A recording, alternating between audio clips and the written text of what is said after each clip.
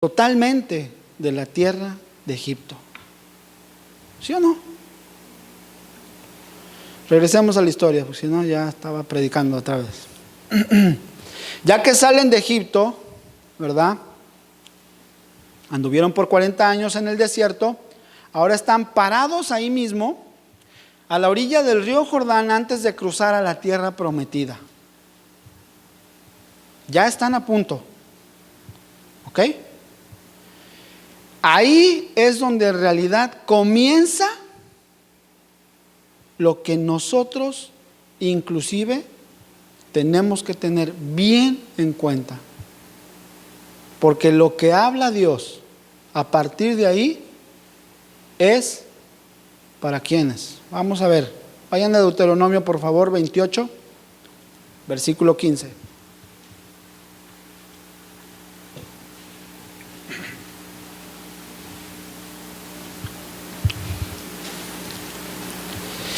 En ese punto donde estaban ya para entrar a la tierra prometida, repito, ahí es donde comienza la realidad de la historia de los israelitas y por lo tanto la de nosotros.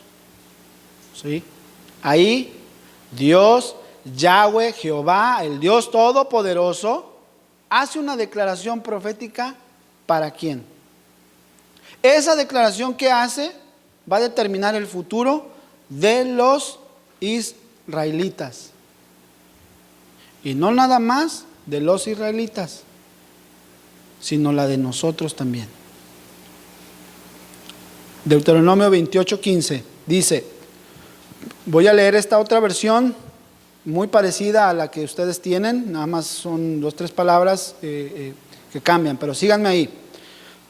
Pero sucederá que si no obedeces al Señor tu Dios y no guardas todos sus mandamientos y estatutos que hoy te ordeno, vendrán sobre ti todas estas maldiciones y te alcanzarán.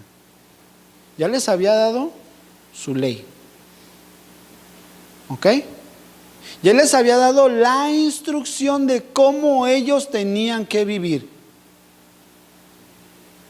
¿Ok? Saltémonos hasta el versículo 64. Estoy leyendo esta misma versión, la Biblia, Nueva Biblia Latinoamericana. Dice, además el Señor te dispersará, fíjense, entre todos los pueblos de un extremo de la tierra hasta el otro extremo de la tierra, y ahí servirás a otros dioses de madera y de pie, que ni tú ni tus padres han conocido. ¿Qué dice que va a hacer? Si no obedeces, los voy a ¿qué? A distribuir. Los voy a esparcir de un punto ¿a dónde dice? A los términos de la tierra. De un extremo hasta el otro extremo. ¿Ok? Y continúa diciendo 29:1. Vayamos hasta el 29:1. Estas son las palabras del pacto que el Señor mandó a Moisés que hiciera con los israelitas en la tierra de Moab, además del pacto que había hecho con ellos en Horeb. Este es un pacto que él hizo con los hijos de Israel antes de entrar a la tierra prometida. Y si lo ponemos a nosotros, bueno, mejor ahorita no vamos a predicar, vamos a seguir enseñando. Fíjense, esa tierra prometida donde sus padres, generaciones antes de ellos, solamente ¿quién estuvo ahí? Josué y Caleb. ¿Qué significa Josué? ¿Cómo se dice? Bueno, en griego, Josué o Yeshua, ¿quién es? Jesús. ¿Quién los cruzó? Jesús. ¿Ok? Bueno, así es que todo el pueblo la generación que andaba toda necia y rebelde, no pasó. ¿Sí o no? ¿Ok? Y esto tiene aplicación para nuestra vida espiritual. Aplicación, pero no es para salvación, porque esto fue cierto. ¿Ok? Y ahí es donde entra la confusión. Nuevamente, muchos hemos escuchado que solamente los pactos fueron para Israel. ¿Sí o no? Pero vemos que la misma palabra de Dios nos dice, versículo 14 del capítulo 29, ahí mismo en Deuteronomio: y no hago solo con ustedes este pacto y este juramento. Versículo 15, Deuteronomio 29, sino también con los que hoy están aquí con nosotros en la presencia del Señor nuestro Dios, y con los que no están hoy aquí con nosotros. ¿Qué dice? No solamente hago ese pacto con ustedes, Israel, sino con los que no están todavía, con otras personas. ¿Quiénes son esas personas? Las ovejas perdidas, los judíos. ¿Quiénes son? ¿Los gentiles o los hebreos? ¿Quiénes son esas personas? ¿Alguna otra tribu que quedó por ahí perdida? ¿Quiénes son esas personas? ¿O será alguien más? Bueno, vamos a dejarle ahí. La próxima semana veremos. Vamos a orar, vamos a darle gracias a Dios.